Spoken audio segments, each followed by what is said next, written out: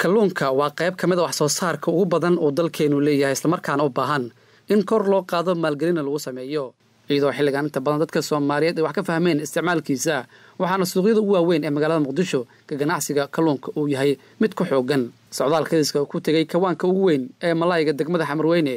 wasiirka cusub ee wasaaradda kalluumaysiga iyo kheyraadka badda Cabdullaahi Bidhaan Warsame ayuu ugu kurgalayay xaaladda ay ku sugan yihiin dadka ka ganacsada kalluunka waxaana mid warbixin ku saabsan dhaqdhaqaaqa suuqa uga dhageystay gudoomiyaha iskaashatooyinka kalluunka Xasan Maxamed Roble ayaa wasiirka u sheegay in ay u baahan yihiin kawaano badan si ay u gaarsiiyaan dhammaan degmooyinka gobolka Banaadir taasi oo sababtay in bulshada ka timaada qaar ka mid ah degmooyinka ama duleedka magaalada ay ku adag tahay inay soo gaaraan halkan waxaa jira magaalada Muqdisho waxay u baahan tahay inay macnaha ay u gaaro kalluunka meel walba uu ka gaaro maxaa yeelay dadka muxuu ahaay Soomaaliyeed ee degan Daynilo kala degan suuqa xoolaha degan waxay u baahan yihiin inay helaan kalluun ay cunaan qofkii kiilo kalluuna maanta u baahanay jooga muxuu ahaay meesha la yiraahdo Daynilo degan intuu gaari soo qaato oo halkan yimaado kiilo kalluun kama iibsan karo laakiin haddii kawaan ugu aali lahay meesha oo magaaladiisa ama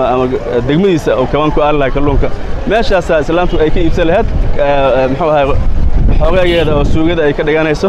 marka kalluunkina sidaas iyo macna ugu baahi lahay wadanka wasiir Bilaan ayaa sheegay in wasaaraddu ay ka shaqeynayso joojinta maraakiibta shisheeye ee sida sharci darrada uga jilaabta xeebaha dalkeena Soomaaliya sida ganacsatada Soomaaliyeed ay uga faa'iideystaan ahmiyadda ugu weyn ay siinayaan si loo dhisi lahaa kawaano badan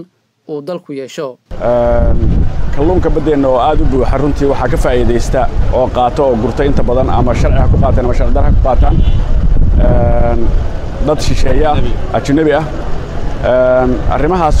xoog baan saarnaa inaan kala dagaalanno kalluunka sharci darrada wadanka lagu qaato waxaan rabnaa dadkeena inay ka faa'iideystaan waxaan rabnaa in arrintaas ahmiyadda koowaad aan saarno in la baro ganacsato badan inay ku soo biiraan ganacsiga kalluunka insha Allah ta'ala wixii aan la qaban karo